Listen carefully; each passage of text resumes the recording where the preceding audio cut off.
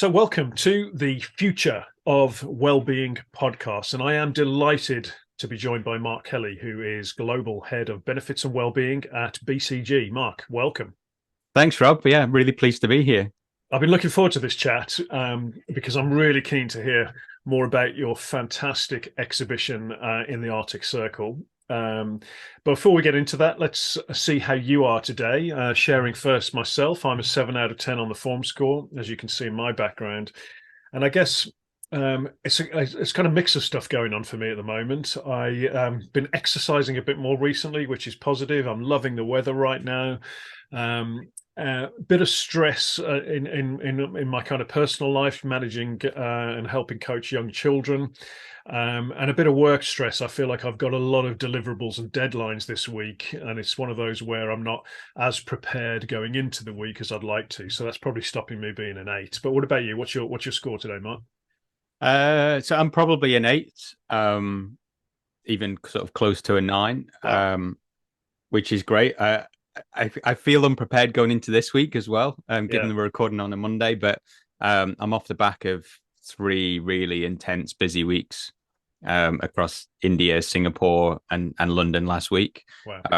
But I've actually been to the gym this morning with my wife for a functional fitness session that she's been going to for a while, and she's been encouraging me to kind of go along. And I'm really pleased that I did actually. Because it wasn't the traditional no pain no gain. It was actually much more energizing. Um, so I think whilst it's been intense, I think the big difference is probably for the last month I've really leaned into my good habits, Yeah. um, and it's made a huge amount of difference to my energy levels.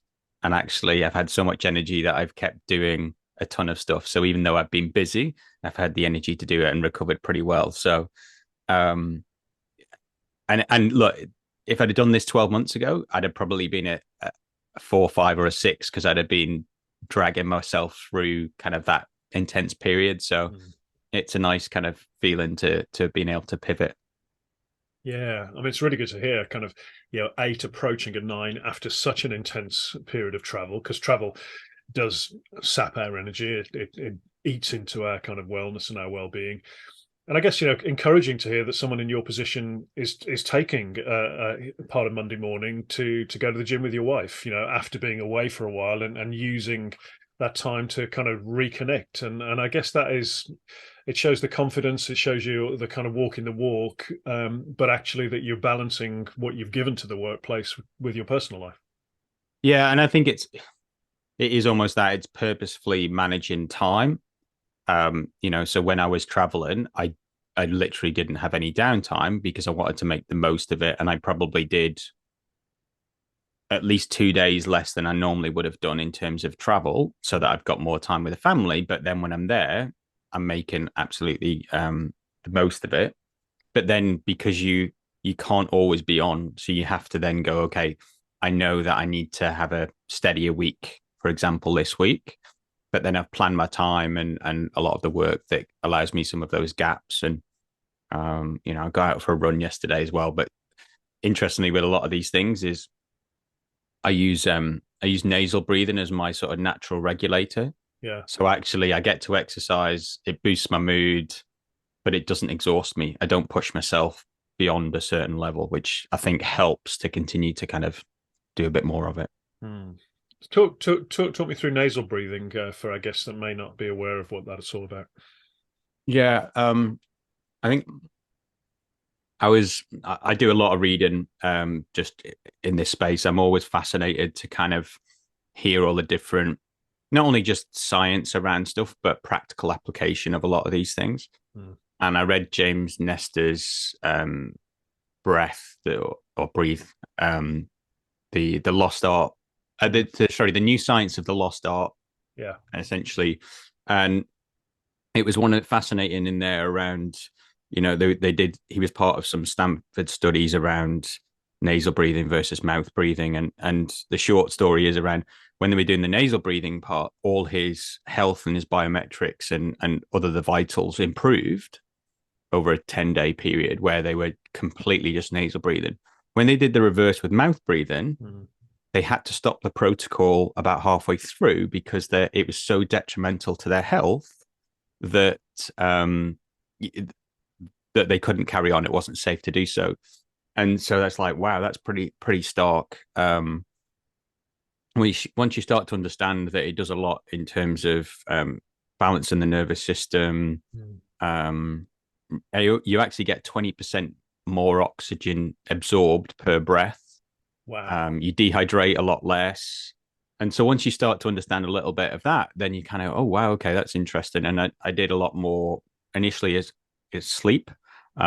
It freaks my wife out, but I kind of have a little bit of tape over my mouth just Yeah. to, it's not shut, but it just kind of encourages the nasal breathing.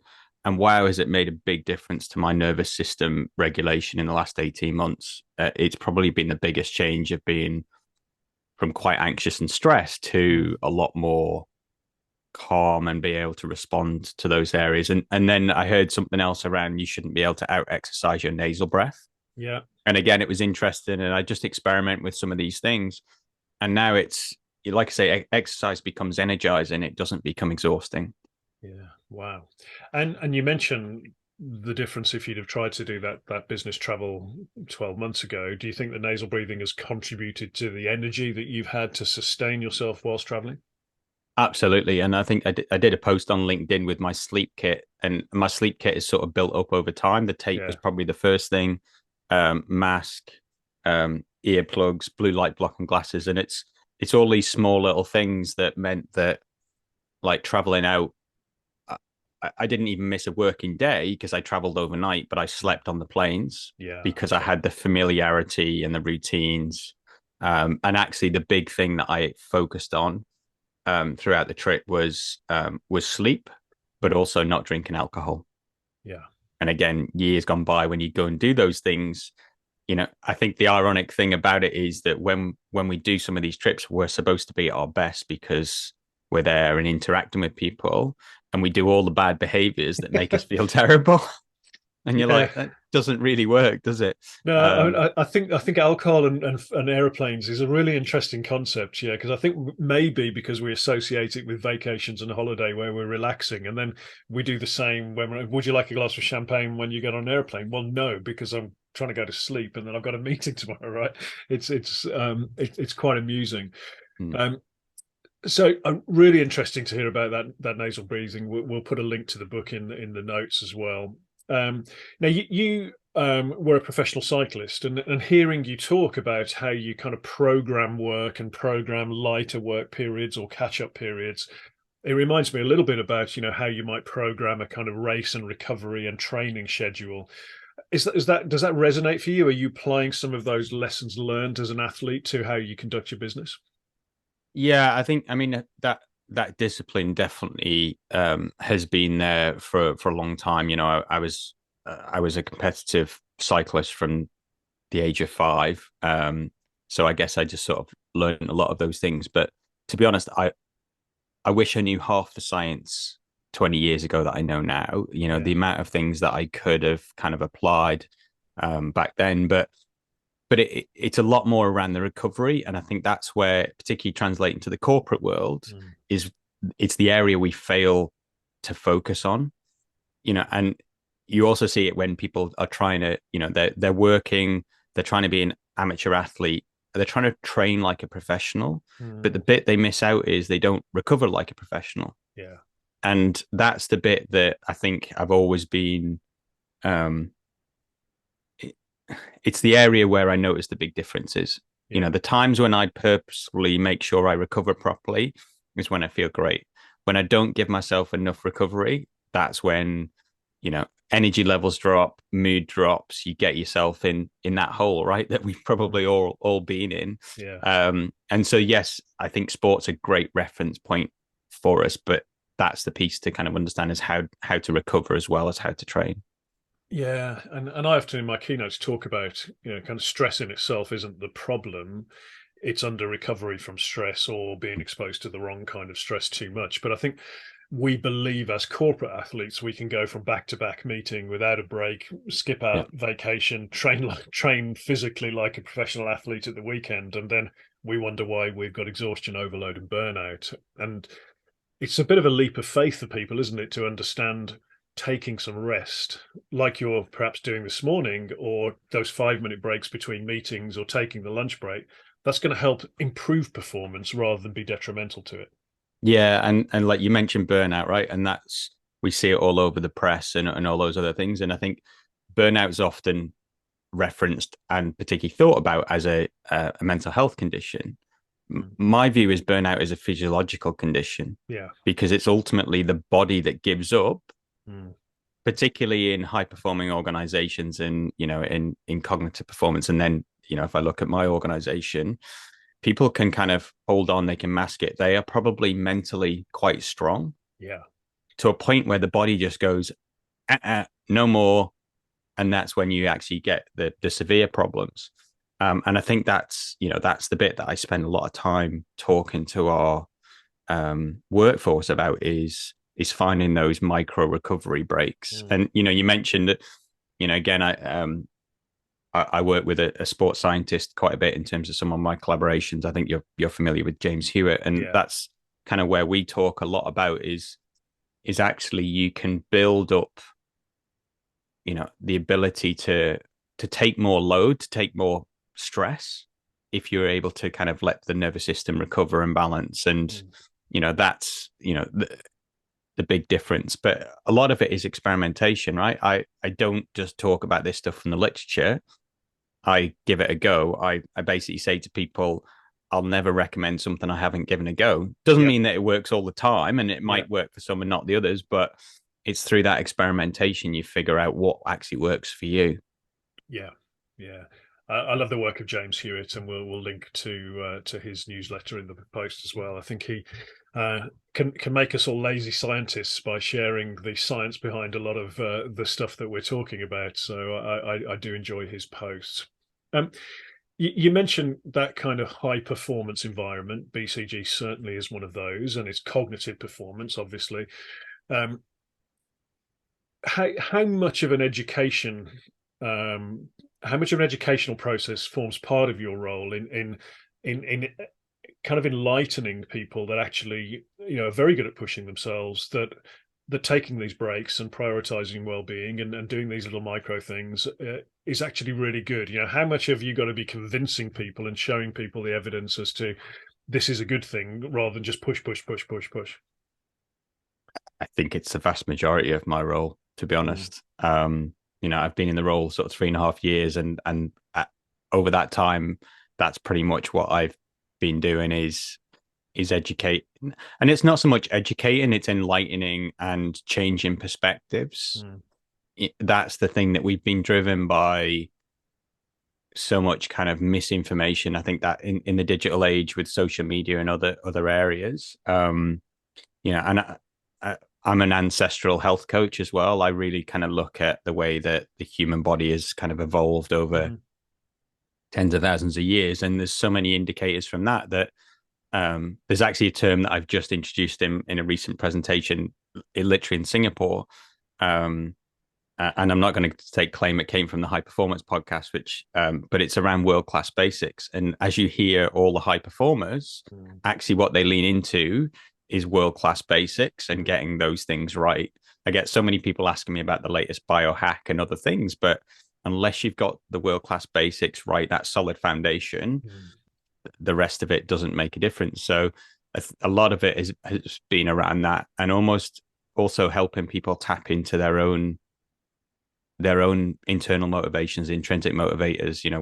What's your own personal emotions and desires? What is it that you want to do? We're so driven by what we think we should do by everybody else, we don't actually spend the time to figure out what we want to do for ourselves.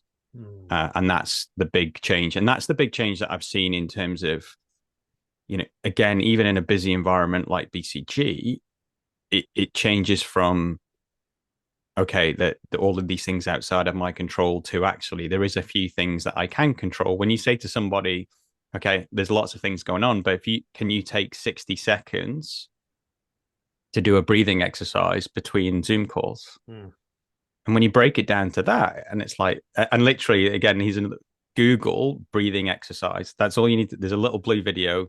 it's a 60-second breathing exercise, and it's like, Yeah. well, you can do that between Zoom calls, and it brings you it means you don't carry stress from one call to the next call. You Yeah. kind of rebalance and then go again. Yeah, absolutely. World class at the basics. So, I love that. Soon to be heard in a keynote from me near you. Thank you. But that introspection, that I mean, I call it the gift of self-reflection. Form score is kind of one way of doing that, kind of what's your score out of 10. But giving yourself the gift of time, and it doesn't need to be much time, to look inwards to understand what is going on for you. What do you need? What is affecting you. I mean, again, I know you're a fan of Stoicism and an exponent of the daily Stoic, but we can learn a bit of that from Stoicism, can't we? And kind of Marcus Aurelius was very introspective, looking and reflecting and journaling to understand really where am I at today and what's driving it. Would you agree? Oh yeah, absolutely. I mean, it's I can't even remember how I got introduced to Stoicism, and it's only in this sort of in the last few years. But the comment that or the thought that always comes around, it's fascinating, and you can read lots of different stuff about it. I think the interesting piece around it is that it's as relevant today, if not more relevant, than when it was written down 2000 years ago. But it's the essence of control the controllables. Yeah. Focus on the things that you have within your direct control, and those small actions that you can do make a huge difference. So, that particularly Marcus Aurelius, but there's a few of the others, Epictetus and other areas that around,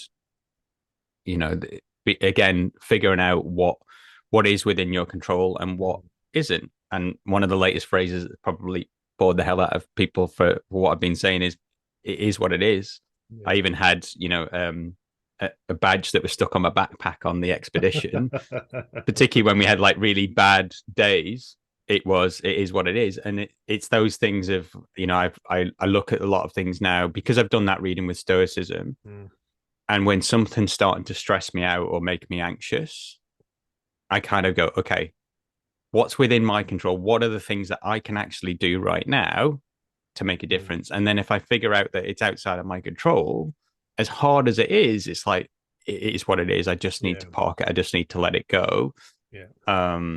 And so that's, and anybody that's seen any of my internal stuff, I generally have a philosophical quote in there or two. Yeah. Brilliant. I love that. It is what it is. I use that expression a lot. It drives my wife mad. But for me, it links to acceptance. And acceptance for me is one of the greatest ways of dealing with things that might be uncomfortable, or depression in my case. Because if we can accept that difficult situation, and as you say, focus on the things that we can influence and control, and try to let go of everything else, then I think the power of that situation is diminished over us.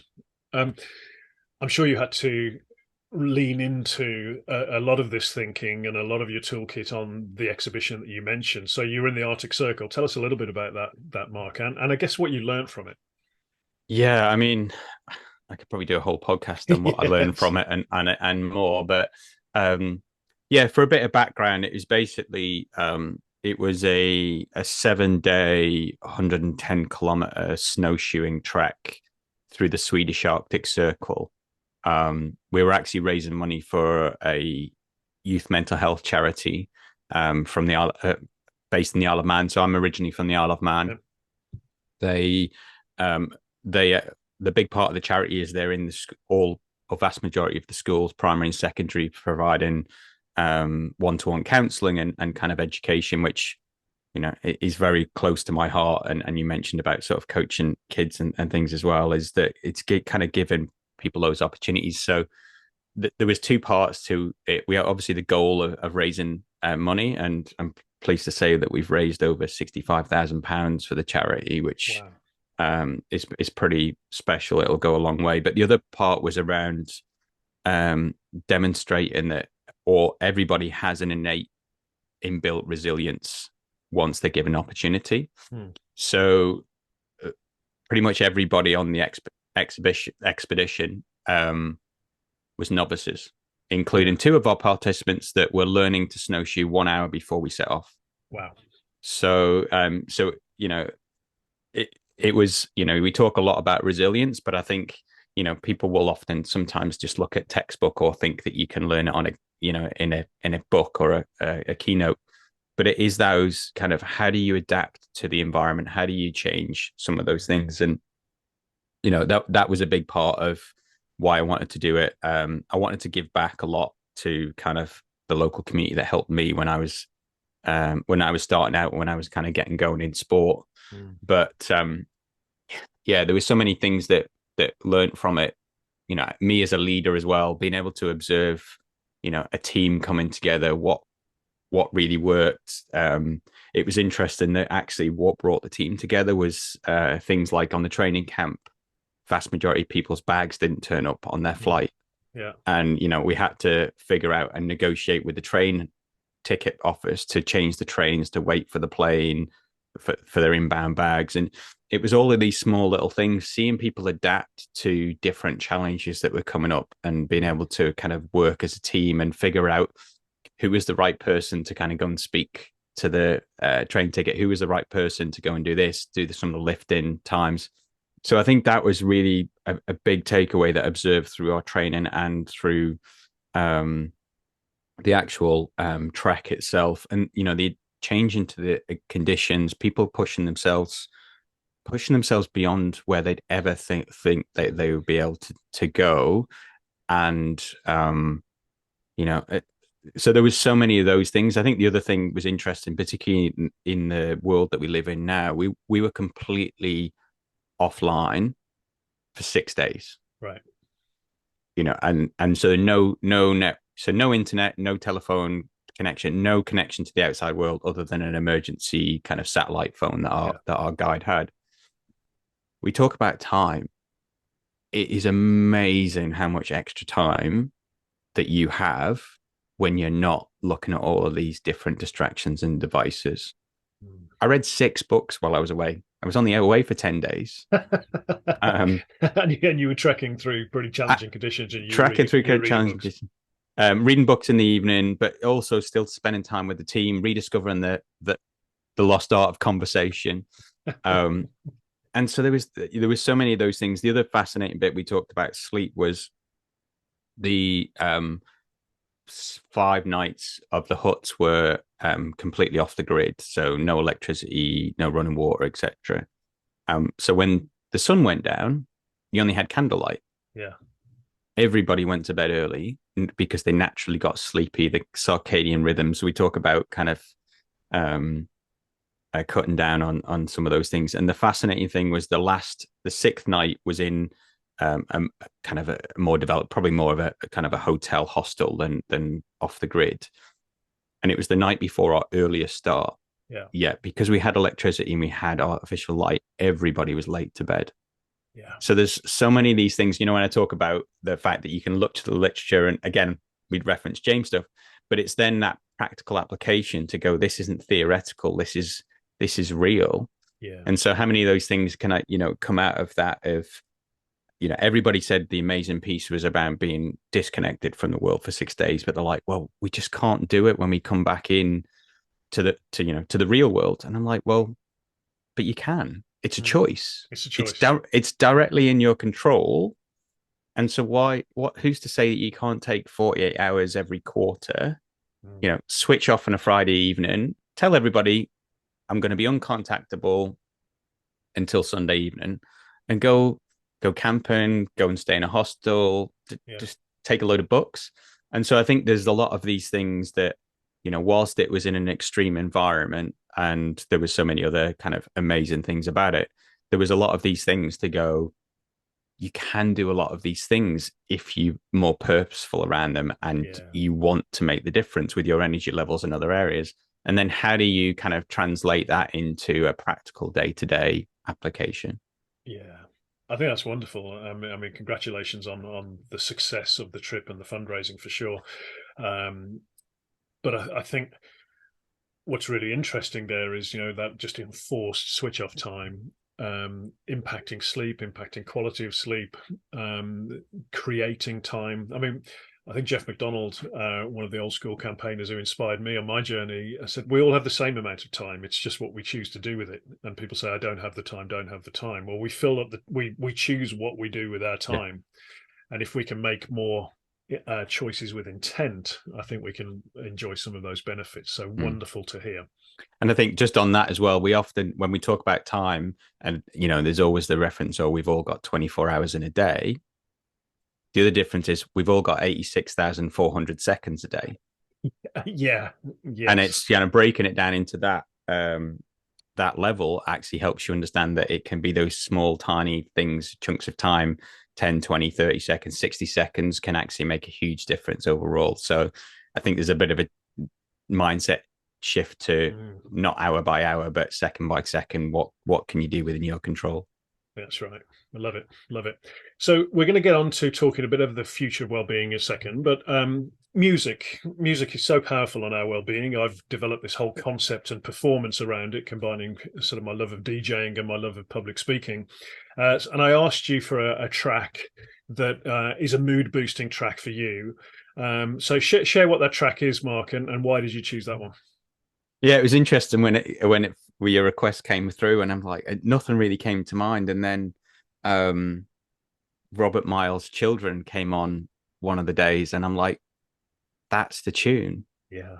And I've listened to it a few more times, and I was trying to think around it. And if you listen to the main one, there's no words in it, and I'm like, what? I couldn't even understand myself why I picked it. And then it's obviously from my childhood, and I like those kind of bits of dance music, and actually I realized that dance music is when I think the most. So I can't. The other thing I got from the expedition was I actually can't think in silence. I can think with likes of dance music and other things on. But the other bit I've realized is I've heard it so frequently at the minute. It is sampled so many times by so many different people that it's that little, you get a little sample and you get that mood boost. I'm like, man, that song is so influential. I didn't realize. It just takes you back. You're right. And if you look at some of the research again on music and our brains, that sometimes it needs to be kind of a non-vocal track for us to be able to concentrate and think. And also the kind of repetitive nature of dance music can be quite rhythmical. So let's play a little segment of Children by Robert Miles. Here we go.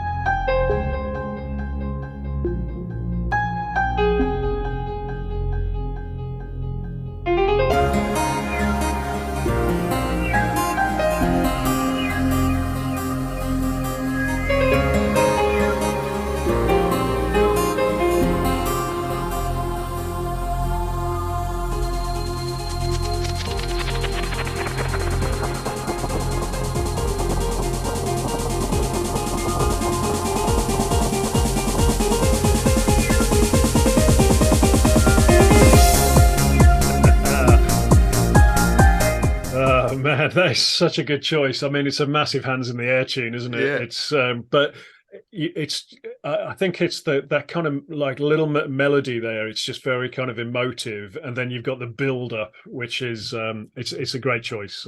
Yeah. And you're right, it is everywhere. There's a big drum and bass version sampling it kicking around at the moment where I'm hearing lots, which is also good fun. I think that was I think I heard it in the gym this morning as well, and it was like that's another reference point. But look, so I mean, we've listened to that, and we've been talking about it, and we're smiling. We're both really smiling. We're feeling connected about the music. This for me is the power of music, and I'm loving just inspiring people to think of it in the ways that can affect their mood and their mental health. So we've got a quick fire round. This is something that I haven't asked you to prepare for. So I'm going to give you 4 questions. So if the future of well-being were a animal, Mark, what would it be for you? Wow. If the future well-being was an animal. I don't know. I mean, there's so many different things. Do you know what's coming to mind is a cheetah? Cheetah. Yeah, like it. Why? And I think that it looks like such a powerful animal, but also quite calm in the same way. Yeah. If you kind of watch some of the documentaries, and I'm an Attenborough fan, they're quite methodical, slow, preparing until they need that burst of energy. And when they've got that burst of energy, they are the quickest thing on the planet. And I Yeah. think, but then, we talk about recovery before as well. Mm. It's like they know that they've only got a certain amount of burst of energy, Yeah. and they pick their time in. Yeah.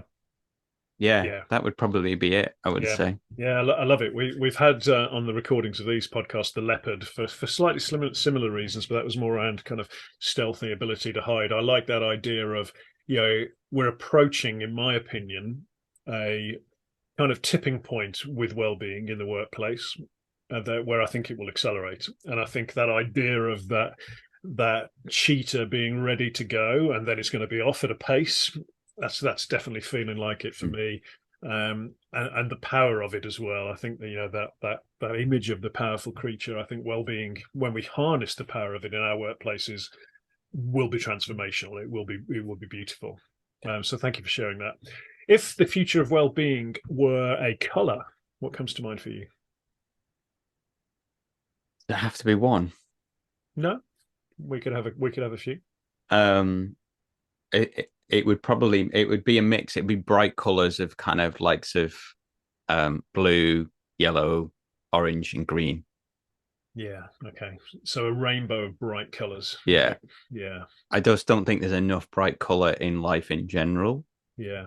Um, and and for me, again, it boosts mood. I literally just bought a painting yesterday at my son's school exhibition, and I think it's probably been there for a long time, because for most people, it's probably too bright, too garish. Yeah. For me, it's like it's my comfort zone, and so I think that's probably where those colors, vibrancy, joy. I mean, you can see I've got an orange jumper on today. I wear quite bright colors, but also it's not only that it boosts my mood, is people smile, and it's like they're literally being told when I go in the office with bright clothes, it boosts someone's mood that day. And I'm like, well, actually, I enjoy doing it, so I'm going to lean into it. Brilliant. Rather than, and it's probably that bit of conformity and non-conformity, right? We do so many things that we perceive everybody else thinks we should do, rather than doing what we want to do. And actually, as a teenage kid listening to Miles, I wore bright, colorful clothes, and it's like, actually, that's who I am. I love it. There's a couple of things I love there. The one, that you've got a multitude of colors, and obviously our well-being requires a multitude of interventions, of things, of practices. And the fact that you enjoy raising a smile from others, I think that is beautiful. I've got this pink hoodie, bright pink hoodie, that I like to sport from time to time. So I've got a speaking event down at Google today, and I'm going to wear that one. You've inspired me there, Mark. I think you wore that when we did the panel a few weeks back as well. You're absolutely right. Yeah. I rolled it out. It does raise a smile. Very good. Right, a couple more. If the future of well-being were a food, what would it be? This is probably the hardest one, I think. Again, I'm not going to give one food. I would say it's a bright, colorful salad. Okay. Yeah. A lot of different colors. I talk, a lot about it. And, we talk about diversity a lot at the minute, and it's clearly a very important subject overall. It's as important in nutrition. And I think that's the bit that, for me, I think is often forgotten. And the more color and variety that you can get in. And so my son's only 8, but we have little sort of competitions to see how many colors and varieties we can get into one salad. I think my record's about 17 in one salad. And even as an 8-year-old that can be really fussy, I think his record is maybe 12 different things. Amazing. So it would be a bright, colorful salad. Yeah, love that.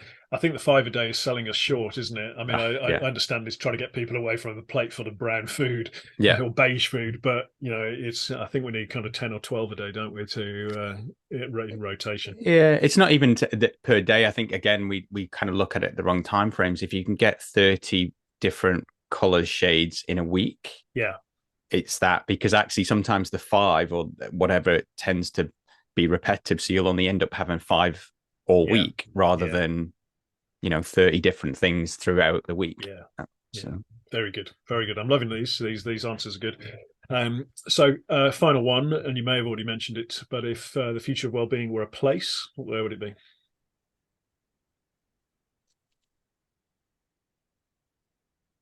The future well-being was a place.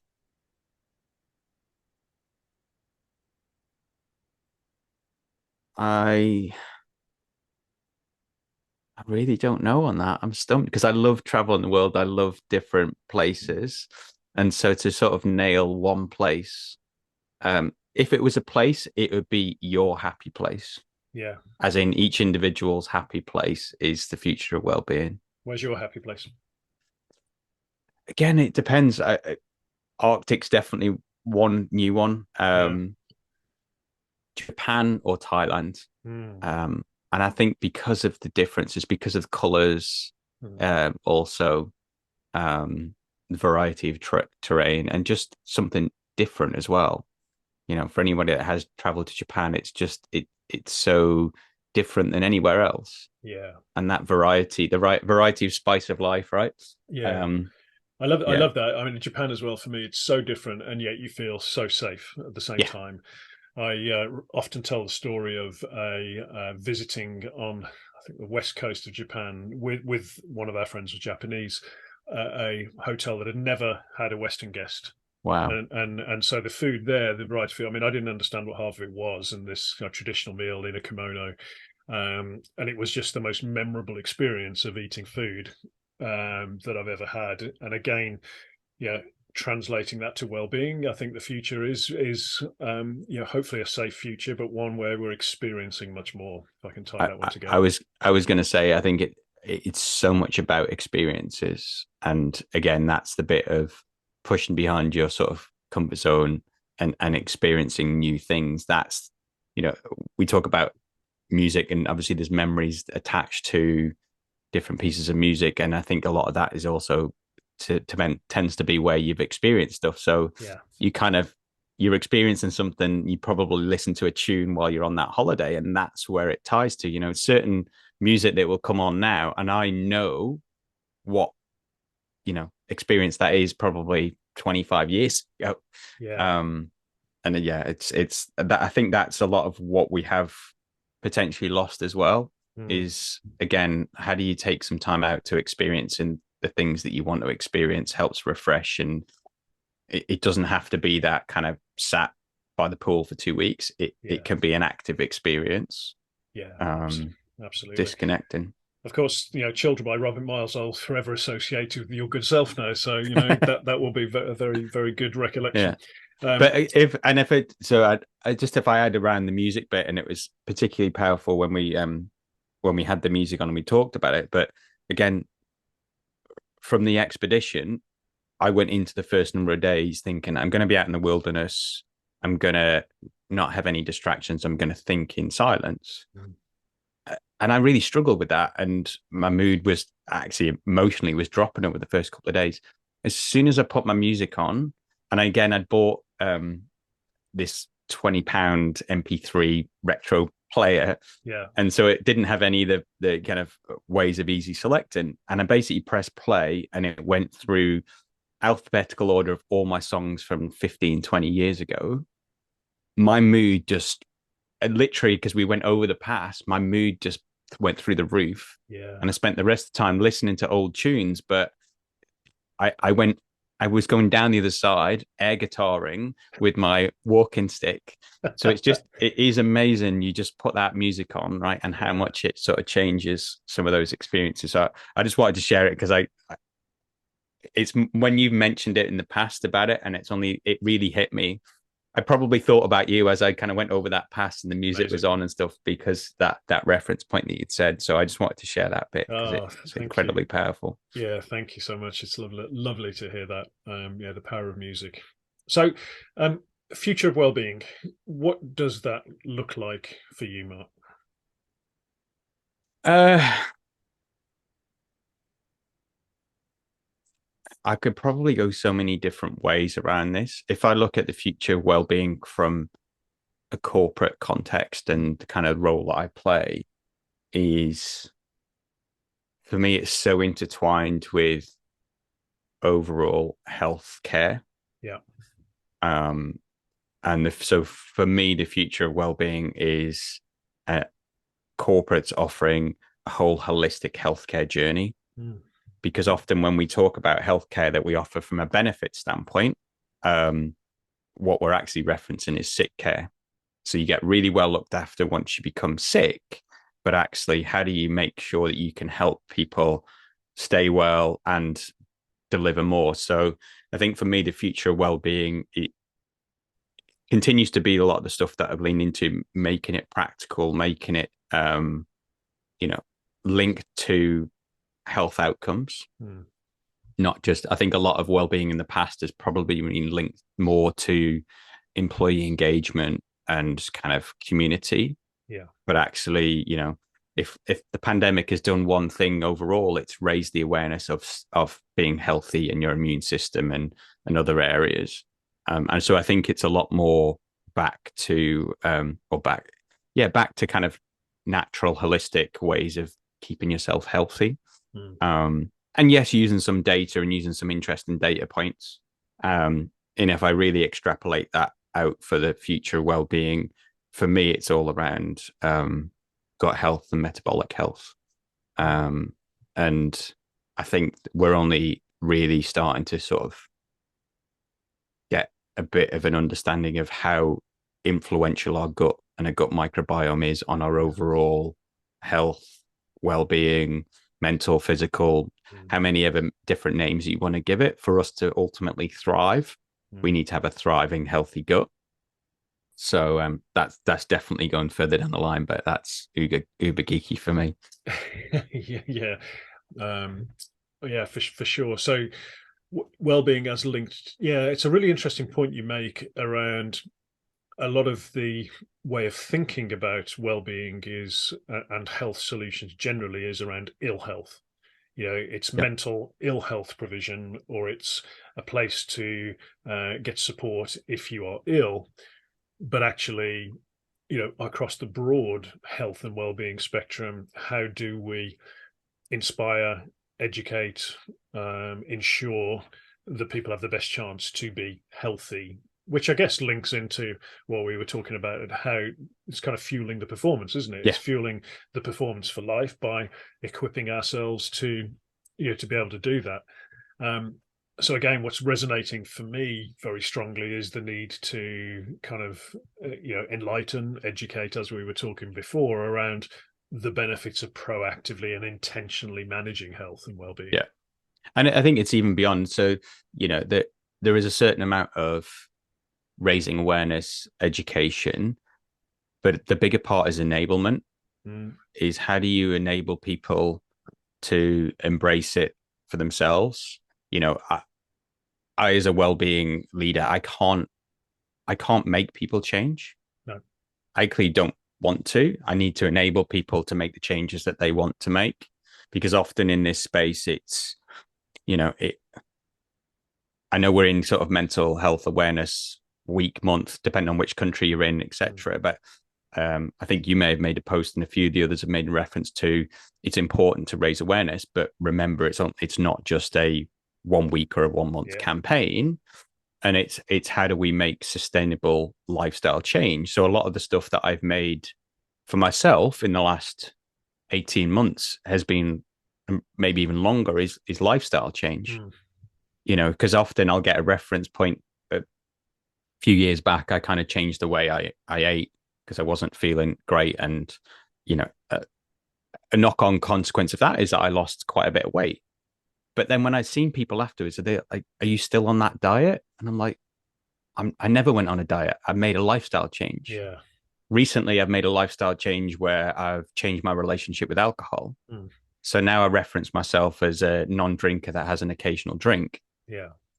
And so it's that, I've just made some lifestyle changes, which then ends up helping you get those increased energy levels. And I think that's some of that mindset shift of how do you enable people to make a lifestyle change that they want to, that becomes sustainable. And therefore, because often if it's a short period, you just then revert back to your old or bad habits and you get back into the vicious cycle. So that's a bigger part for me ultimately, is that enablement piece. Yeah. And that kind of leads me on to thinking then, how are we ensuring that work facilitates that enablement? Because work in itself can, as we know, be a detriment to our well-being, or it can be a boon to it. It can boost it. Meaningful work, sense of purpose, connection, Mm. belonging, all of that stuff. Or I've got too much work stress, unrealistic deadlines, toxic environments, etc., etc. Yeah, and look, it's the $1 million question, right? Or probably the $1 billion question. Um, it's definitely a hard one to crack, but I think there's elements here of also reframing and mindset change. We've got some, amazing tools coming like generative AI, and how is that going to impact work? It could be seen from a negative standpoint and drive a lot of stress. It could be seen from actually, how does it help me be, work smarter and more productive, not longer? Yeah. So there's a few things like that. I think, just rethinking teams and the way that teams work. Mm. Um, I'm rereading it at the moment, but one of the books that I love is Moneyball. Yeah. And it's based on baseball and there is a Brad Pitt movie, although the book's a lot more detailed. But it looks at how do you rethink the way that a high performing team operates. Mm. You don't actually need everybody with the same skill set. You need diversity, right? I think things like neurodiversity with Gen AI is going to be much more prevalent and Yeah. important. Yeah. So I think there's a lot of things that organizations can do, but I still feel it's kind of a 50-50 deal. There is a corporate social responsibility to change the ways of working and, makes work environments psychologically safe. People that can talk about their form score, right? And talk Yeah. about why some of those things are challenging. How do you normalize that conversation? But that's only half the deal. I think there's a personal responsibility here of how do we do the right things to bring our best version forward or give ourselves the right energy levels. Yeah. And I think that's the nirvana, that's the combination that will drive things forward, because then you get creative people, honest conversations, evolving the ways that we work, Yeah. and thinking about those 86,400 seconds a day rather than, I've got a half an hour block in my diary. I have to have that call for half an hour. I'm going to fill the air with something rather than go, we're 14 minutes in, we've covered everything. Right. I'll speak to you again soon. Yeah. Yeah. Yeah. 100%. Yeah, I think you're right, and that dual accountability, two sides to that coin, it's really important. For me, we need to create workplaces that are conducive to allow that other side of the coin to shine through. Agreed. Um, and I think we've also got to inspire people as to why they should be intentional about this stuff. And that's at all levels of people in different sorts of workplaces, because we're kind of not trained to think about our well-being. This will be a new thing for many people, won't it? Yeah. And look, that's a lot of my work is actually being trying to inspire leaders to make their own change. Yeah. Because if they, I think we talked about it before, in um, where inspiring leaders to experience a lot of these things for themselves, all of a sudden then makes a big step change. It kind of flows down. You get Yeah. that ripple effect. Yeah. I think too often with a lot of these things is they're either the tick box exercises or they're things that have to be delivered to the mass population, as opposed to it really is at all levels, and Yeah. probably even more so at a leadership or a line management level. You help them make their own change, it ripples Yeah. down. Yeah. Brilliant. I was going to ask you, what's your top tip for professionals in the workplace looking to improve workplace well-being? Would it be that? Would it be focus on the leaders?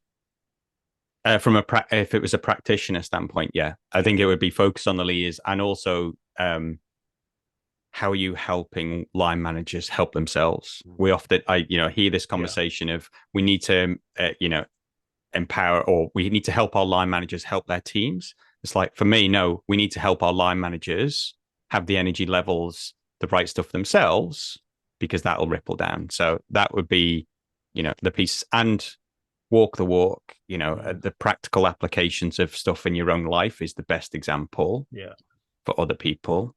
And so that would be, yeah, that would be my thoughts. Yeah. Fantastic. Well, I think we've spent about 3,600 seconds together, Mark. And for me, every second of that has been worthwhile. So thank you for giving up those amounts of your time to me, No worries. sharing your insights and your wisdom. And I think you've set the bar really high in terms of the musical playlist I'm putting together with my guests. That one for me is the most powerful track so far. But we'll be sharing a link to a playlist once we've put these all together. But thanks again, Mark. You've been a superb guest. It's good to chat to you. This is the Future of Wellbeing playlist with me, Rob Stevenson. Thank you so much. Thanks, Rob. Been a great conversation. Cheers.